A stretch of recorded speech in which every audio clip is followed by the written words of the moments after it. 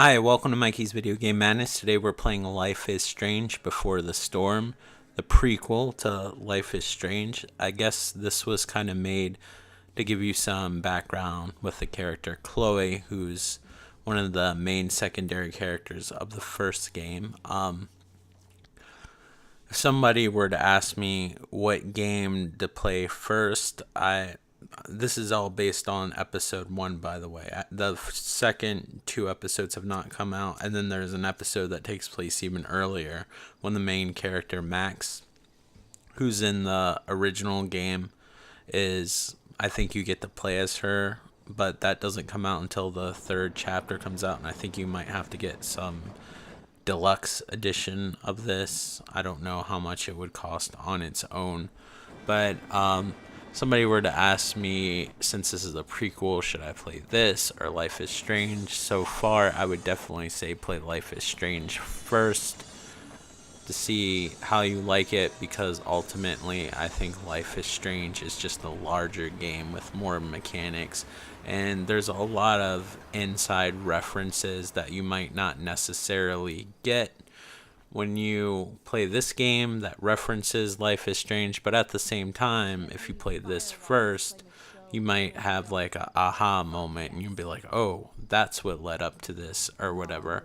Now, if you watch my other videos covering Life is Strange, this was one of my favorite games that I finished of last year. It's very Telltale-like, and it's very high school drama and melodramatic sometimes, but it also has really dark themes that you just don't see in a lot of games, and I really like it. It really captures one's late teens, or especially if you're a millennial. I don't know how it would transfer to someone who's older, but I've talked to some of my older friends about this game, and they've seemed to enjoy this game as well if they actually took the time and played it and wasn't intimidated by the fact that you played somebody who is younger, that's in high school or early college or whatever, or if you're male or female, if you can get past that stuff.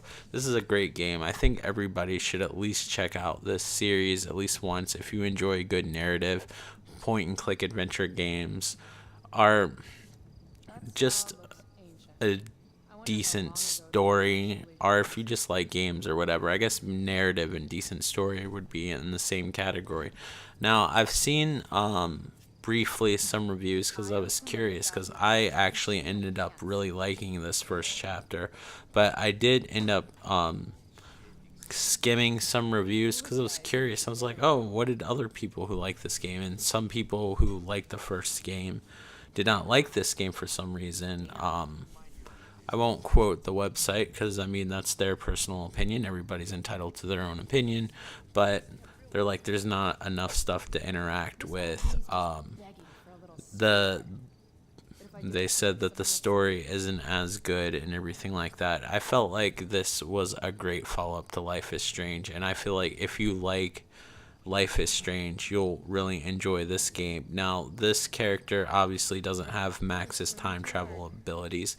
Instead of taking photographs like Max does in the first game, which is this girl's best friend, you'll notice that she'll mention Max a lot. Instead of taking photographs, Chloe's a little bit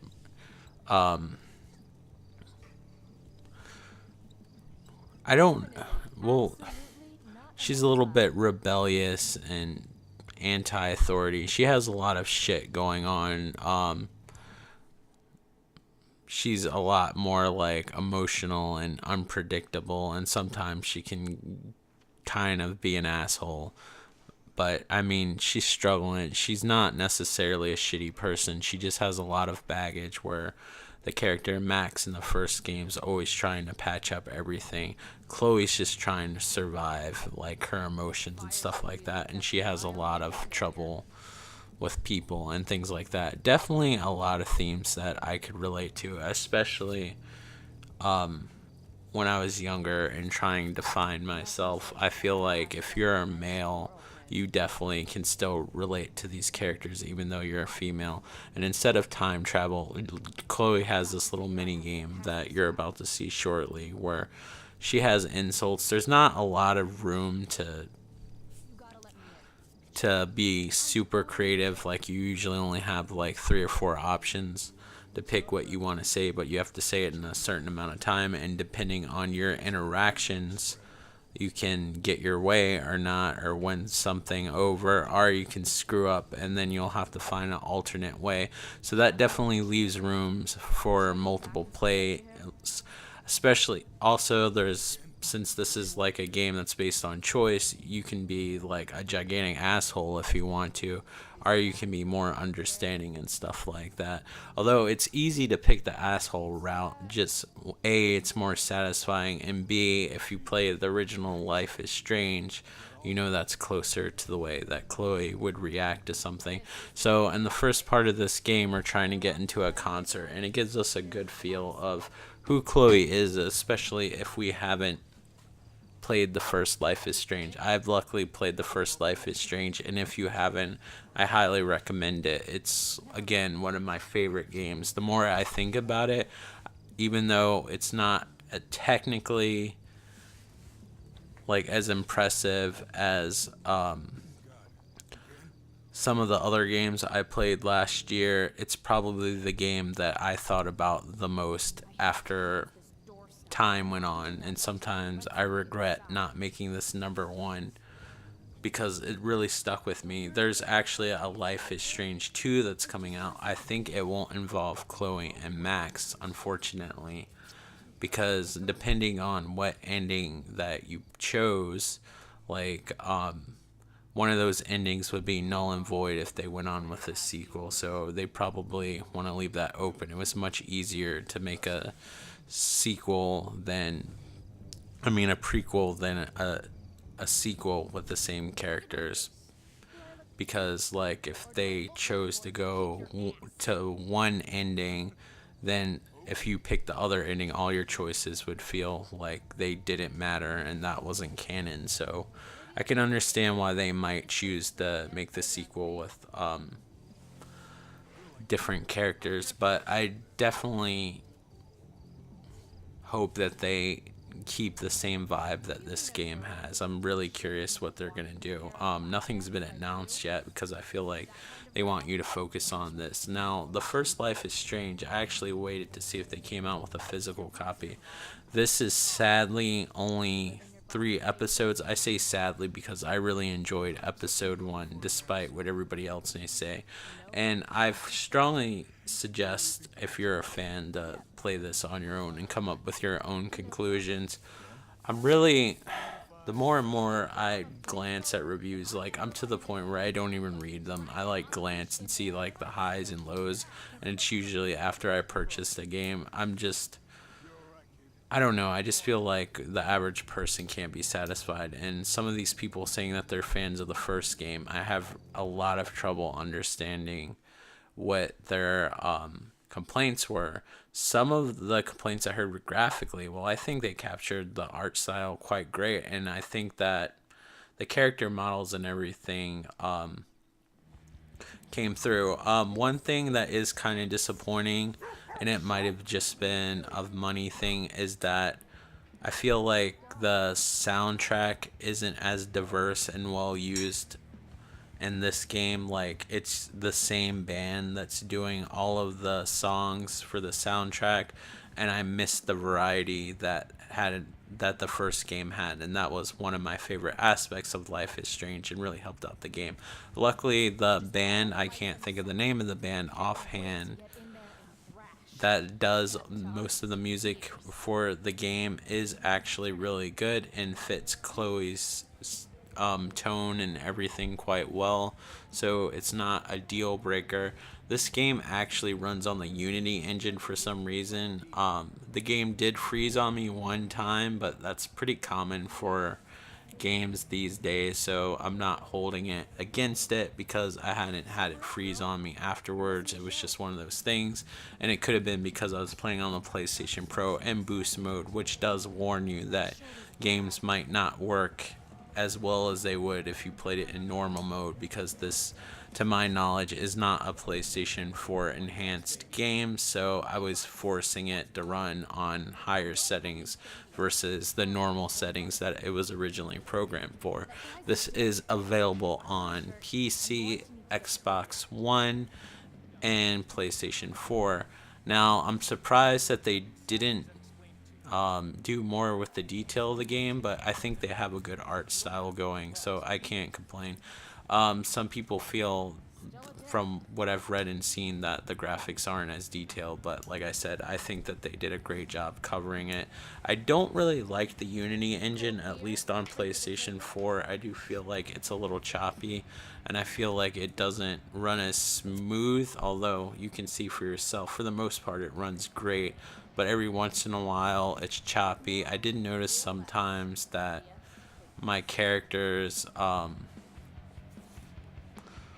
voices, when they would talk, like the end of their sentence would get cut off randomly. I just feel like Unreal Engine 3 worked better for this game, and heck, since they didn't have to cater to the Xbox 360 and PlayStation 3, I would have figured maybe they even would have switched to Unreal Engine 4, but this is a reasonably priced game in the US. I don't know what this would translate into pounds. I don't have a calculator on me right now, and I don't want to go and look it up, but it's $16.99 for the season pass, and I think it's $24 for the deluxe edition. Most of those are outfits, but there is an extra episode I might be interested in. The reason why I got the digital version is that I am a huge fan of this series, and I couldn't wait to see what they did with the Chloe character. And so far, I feel like this, even though different people are working on this, I feel like they did a great job. Ashley Birch, who voiced Chloe in the first game, who also, if you don't not familiar with her work, maybe you recognize the voice of Aloy, I think her name is, the main character, that might be wrong, I haven't played it in a while, of Horizon Zero Dawn. She was the main character of that, or Hey Ash, What You're Playing, which used to be like this mini game on, not mini game, sorry, I'm thinking of something else. It used to be like this video series on YouTube, a mini series, not a mini game is what I wanted to say. And I think she voiced Tiny Tina on Borderlands 2. But due to the writer's strike, she wasn't actually able to voice Chloe. I feel like they did pick somebody that sounds quite like Chloe.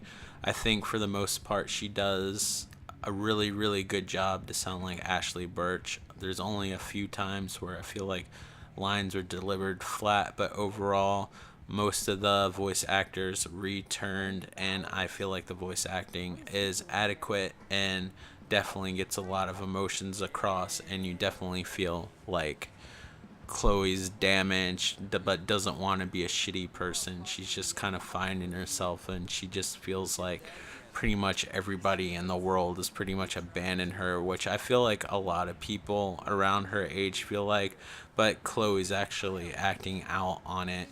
Now, I played this scene actually twice. When I went to go record this video, I restarted the game, and there's a lot of things that I could have did differently, like not steal money, not buy weed, not lift the emergency brake.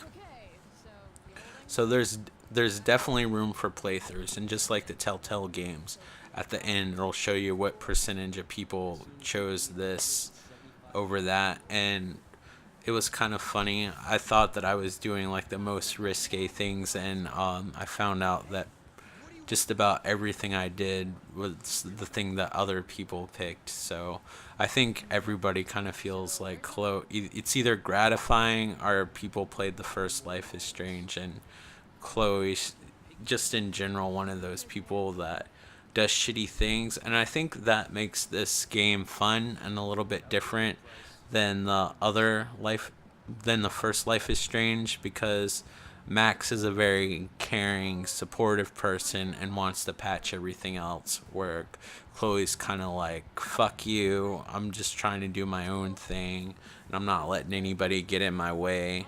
Somebody else has problems, fuck them. But every once in a while, Chloe like sticks up, and you could tell deep down inside she wants to be a legitimately good person. And I feel like overall everything's well written and fits right into the series. And if somebody says that they like the first game but doesn't like this one, like in a review or something like that, I definitely say try it for yourself, because I personally don't get it and don't understand it. I feel like there's plenty of stuff to interact with in the environment and things like that. The only reason why I got the digital version, like I started to say this before, is that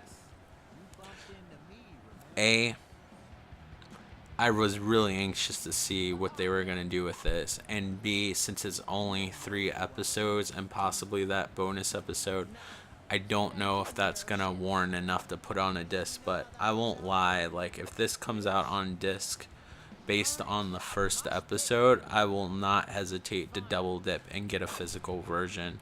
But I'm not so sure this will get a physical version or not, which I really hope it does. But it's such a, unless the other chapters are super long, it feels like a fairly short game, and I don't know if it'll justify a disc. But maybe enough people will buy this where they feel like they'll justify it. Especially, I don't know how long the bonus content with a young Chloe and Max are going to be. I do kind of wish that this game started a little bit earlier in Chloe's life, so you could see some of the tragedy that's referenced in this game, which I won't go into because I feel like you definitely need to experience it on yourself. Adventure games are something really hard to cover, but I'm such a fan of this series and everything to do with this series that's come out so far.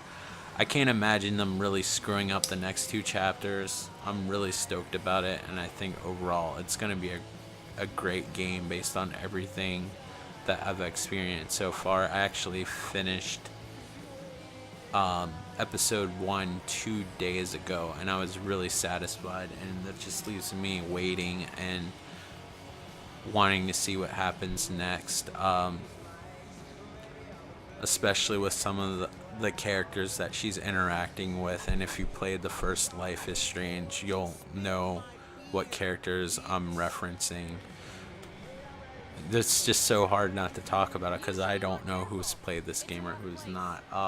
I do run into a lot of people who either don't want to play this game because they're younger, or they don't want to play the game because they might happen to be guys and they're playing as girls. And it's just a shame because, in my opinion, it's one of the best written stories ever. And yeah, it can be a little overly dramatic and Degrassi sometimes, but those dark, poignant moments that this game series has, including this particular episode in this game series, this Before the Storm series, is awesome. And I like the different approach Chloe takes versus Max. It's fun to explore different characters in relatively the same area, and Max is like, no nonsense, I'm not putting up with your shit. As you just saw, she just beat somebody across his face with a bottle. She didn't have to. I could pick run, but that just doesn't seem like, in my opinion, something Chloe would do.